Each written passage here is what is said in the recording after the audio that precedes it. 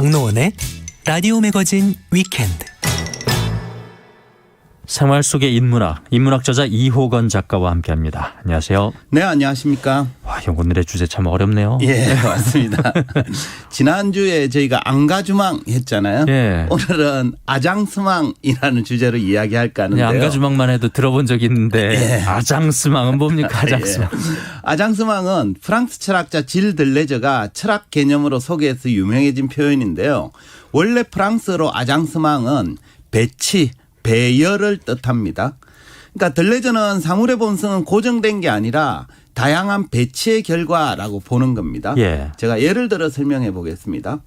중학교 때까지 매일 독서실에 가서 공부만 하던 자녀가 고등학교에 진학하자 공부는 뒷전이고 친구들과 어울려서 PC방에서 죽치고 앉아 게임만 하고 있습니다. 예. 이걸 본 부모님은 선생님한테 이렇게 얘기를 합니다.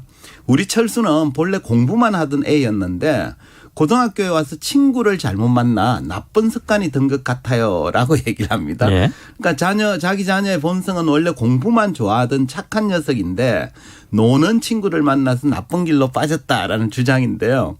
이런 부모님 주장 올바른 걸까요? 뭐 다른 친구 부모님 똑같이 얘기할 것 같은데요. 예. 그죠? 그럴 가능성은 높습니다. 그러니까 우리는 흔히 사람이나 사물의 본성은 고정되어 있다라고 생각하는 경우가 많죠. 그래서 선인과 악인을 구분하고요. 공부 좋아하는 사람, 놀기 좋아하는 사람은 따로 정해져 있다 이렇게 봅니다.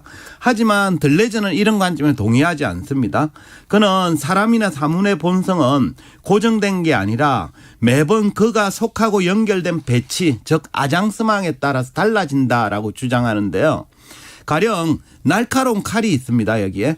이 칼이 요리사의 손과만 나면 그건 맛있는 음식을 만드는 유용한 조리 도구가 되죠. 예. 하지만 강도의 손에 들려 있으면 그건 사람을 위협하는 흉기로 변하고 맙니다.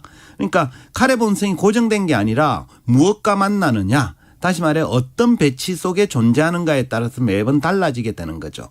따라서 앞서 소개한 예에서 공부를 잘하던 중학생 때의 모습도 자기 자녀의 모습이고 PC방을 들락거리는 모습도 자기의 자녀의 모습이다라고 보는 게 맞습니다. 맞습니다. 뭐 이렇게 고정된 게 아니라 사람은 계속 다 변하니까요. 예, 네. 맞습니다. 그래서 들레저는 이제 아장스망을 이렇게 정의합니다. 아장스망은 무엇인가? 그것은 다양한 이질적인 항들로 구성되어 있으며 나이 차이, 성별의 차이, 신분의 차이, 즉 차이 나는 본성들을 가로질러서 그것들 사이에 연결과 관계를 구성하는 다중체이다. 따라서 아장스망은 함께 작동하는 단위이다. 그것은 공생이며 공감이다. 말이 좀 어려운데요. 우리가 살아가는 세상은 이질적인 다양한 것들로 구성되어 있잖아요. 예. 따라서 각각의 개별자들은 나이나 성별, 신분이나 환경 등 이질적이고 차이나는 본성들과 다양한 마주침 속에서 새로운 주름이 생겨나게 됩니다. 마치 나무가 외부 환경과 조우하면서 나이테가 생기듯이 예. 인간도 살아가면서 다양한 마주침의 결과로 어떤 흔적이나 주름이 생기게 되는데 이 흔적이나 주름이 그 대상의 본성을 결정한다라는 주장입니다. 들레저는 이처럼 다양한 마주침으로 발생하는 흔적이나 주름을 배치, 배열을 의미하는 아장스망이라는 개념으로 사유했습니다. 이해하기 쉽게 좀 예를 들어서 설명해 주세요. 예. 그 서술가 조지 오웰이 이런 말을 한 적이 있습니다. 나이 40이 되면 모든 사람은 자신에게 어울리는 얼굴을 가지게 된다. 이 비슷한 얘기하는 사람도 왜 이렇게 많죠. 링컨도 이런 얘기했다고 그러고. 네, 맞습니다. 그러니까 이 말의 의미도 아장스망으로 설명이 가능한데요. 사람은 40 정도 나이가 들면 그간 살아왔던 흔적이 얼굴에 새겨지게 되고 그것이 곧 자신에게 어울리는 얼굴이 되는 거죠. 그러니까 세상을 살아가면서 만났던 다양한 마주침의 흔적이 얼굴에 이제 새겨져서 나타나게 되는 겁니다. 따라서 나이가 들어서 좋은 인상을 갖고 싶다면 좋은 흔적을 남길 수 있는 배치 속으로 들어가야 되죠. 평소 착한 일을 많이 하고 좀 선하고 착한 사람 자주 만나고 많이 웃으면 자연스럽게 얼굴에 좋은 흔적이 남게 됩니다. 네, 그렇죠. 뭐 매사에 네. 세상을 원망하고 부정하고 다른 사람 미워하고 싸우고 질투하고 이렇게 살면 얼굴에 좋은 흔적이 만들어지기 어렵죠. 관상은 사이언스래잖아요. 맞습니다. 예. 아장스망이 우리 삶에는 어떤 의미가 있습니까? 그러니까 들레저의 아장스망 개념이 중요한 이유는 우리가 어떤 배치 속에 들어가는가에 따라서 생성이 달라지기 때문인데요. 현재 우리의 모습은 아장스망, 즉 다양한 배치의 결과입니다. 따라서 현재 배치를 바꾸면 지금과는 전혀 다른 존재로 변신할 수도 있습니다. 예컨대 매일 자동차를 타고 출퇴근하던 사람이 생각을 바꿔서 자전거를 타고 출퇴근을 해야 되겠다라고 마음 먹습니다. 예. 그는 이제부터는 출퇴근길의 아장스망이 달라지게 되는 거죠. 자동차와 연결되어 있던 과거의 배치는 사라지고 자전거와 헬멧과 운동복과 새로운 연결이 만들어지게 됩니다. 예. 그렇게 하면 그 결과 그의 몸에는 자전거 출퇴근에 필요한 근육과 체형과 심폐기능이라는 새로운 주름이 만들어지게 되는 거죠. 당연히 그렇게 되겠죠. 새로운 생성이 일어난 겁니다. 이처럼 인간은 새로운 배치를 통해서 변화하고 발전하는 존재입니다. 따라서 지금과 다른 모습으로 좀 변신하고 싶다면 주변의 배치를 아장스망을 새롭게 바꿀 필요가 있는 거죠. 뭘 바꿔야 되나? 주변 환경을 새롭게 바꾸면은 예. 그에 따른 이제 생활 습관이 바뀌고 네. 생활 습관이 바뀌면 또 이제 새로운 생성이 일어난다. 예, 그런 말씀인 그렇습니다. 거잖아요. 아까 뭘 바꿔야 되냐 뭐 이런 예. 질문을 주셨는데 제가 평소 주변 지인들한테 이런 얘기를 해요. 사람은 나이가 들수록 철학책을 읽어야 된다라고 권하기도 합니다. 그럼 이제 사람들 중에는 고개를 끄덕이긴 하지만 이렇게 얘기를 하죠. 철학책은 어렵고 재미가 없어서 내 취향은 아니야. 이렇게 말하는 네. 경우가 꽤 많습니다. 충분히 일리 있는 얘기죠. 대체로 철학책은 어렵고 재미가 없는 책은 맞습니다. 하지만 그 얘기를 들레저식으로 해석을 해보면 그 인간의 본성은 철학책을 좋아하는 사람과 싫어하는 사람으로 구분되어 있는 건 아니거든요. 그러니까 철학책이 어렵고 재미가 없다라고 느껴지는 이유는 그 당사자가 지금껏 철학책과 만나는 배치가 없었고 또 철학책을 읽을 만한 주름이 자신한테 잡혀져 있지 않기 때문입니다. 그래서 자기와 맞지 않다라고 생각하게 된 거죠.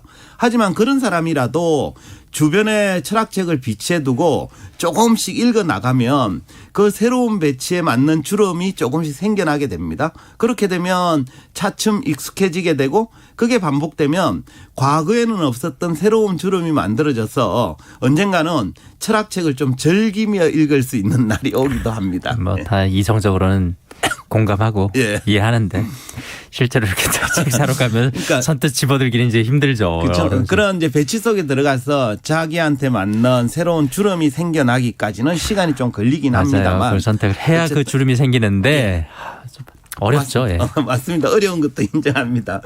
근데 왜 흔히 사람들은 인생을 선택의 연속이다 이렇게 얘기하잖아요. 비슷하게 사실은 우리의 삶은 배치의 연속이기도 합니다. 그러니까 인간은 태어나는 순간 마치 텅 빈 집, 새 집과 같은 상태죠. 그 속에 뭘 채우고 어떻게 배치할지는 각자 자기 몫입니다.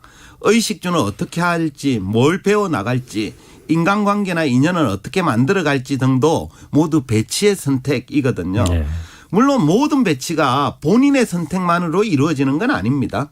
가령 부잣집이나 뼈대 있는 가문의 자녀로 태어나고 싶다라는 건 본인 선택 영역 밖의 영역이긴 하죠. 하지만 계급이나 신분 차이를 벗어나는 선택을 하는 것도 아장스망이에요. 들레저가 말하는 아장스망은 정해진 계급이나 신분 내에서만 선택하는 게 아닙니다. 제가 앞서 소개했듯이 나이, 성별, 신분 등 차이나는 본성들을 가로질러서 그것들 사이에 연결이나 관계를 구성하는 다중체가 바로 아장스망이거든요.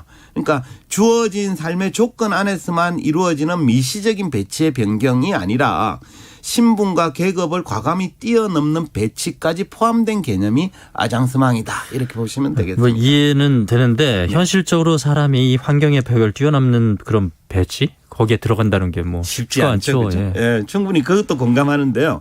그래서 저는 평소에 책을 읽는 배치를 만들라고 조언을 드리고 싶은데요. 실제로 들레저도 책이 새로운 생성을 위한 중요한 수단이라면서 이렇게 주장했습니다. 한번 들어보십시오. 한 권의 책에는 분절의 선, 지청 및 제영토성의 선들이 탈주성과 탈영토화, 탈지청화의 선들이 존재한다. 책은 하나의 배치다. 그러니까 우리는 살면서 알게 모르게 자신을 규정하고 구분하고 구속하는 선들 속에 살고 있거든요. 근데 이 책에는 이런 경계를 벗어나는 선들이 존재하고 있다는 거예요. 따라서 책을 읽으면 새로운 배치 속으로 들어가게 되어서 기존과는 전혀 다른 생성의 가능성이 열리게 됩니다. 결국 책을 읽는 행위는 단순히 지식이나 정보를 습득하는 게 아니라 자신을 새로운 배치 속으로 밀어내는 적극적인 행위죠. 따라서 독서가 혁명의 시작이 될 수도 있습니다. 그럼 독서가 새로운 생성을 위한 출발점이 될 수 있겠네요. 그러니까 책을 많이 배치하고 경험한다는 건 네. 그런 아장스망을 만들어내는 과정이라고 봅니다. 네. 그래서 인간은 다양한 마주침 속에서 새로운 주름이나 흔적이 생성되는 존재입니다. 따라서 절대 변하지 않는 본성 같은 건 없습니다. 존 스튜어트 밀이 자유론에서 인간을 이렇게 설명해요. 인간은 본성이 시키는 대로 따라하는 기계가 아니라 내면의 힘에 따라 스스로 자라고 발전하려는 나무와 같은 존재다라고 얘기를 해요. 그가 말하는 내면의 힘이 아장스망을 바꾸는 힘이라고 해석할 수도 있습니다. 결국 인간은 자신의 힘으로 자기의 운명을 개척하고 바꾸어 나가는 존재죠. 따라서 자기를 새롭게 바꾸고 싶다면 먼저 자기가 위치한 곳의 배치를 좀 과감하게 바꾸어서 새 단장을 할 필요가 있습니다. 그러면 이제 새로운 주름이 생겨나고 새로운 생성이 만들어지는 거죠. 그래서 각자 지금 나는 어떤 배치 속에 있는지 이런 걸 좀 점검해 보면 어떨까 싶네요. 오늘 방송 끝나고 한 번 더 들어야 되겠어요. 내용이 좀 어려워가지고. 그래요? 그래야지 이해가 될 것 같습니다. 예. 생활 속의 인문학 이호건 작가와 함께했습니다. 잘 들었습니다. 네, 감사합니다.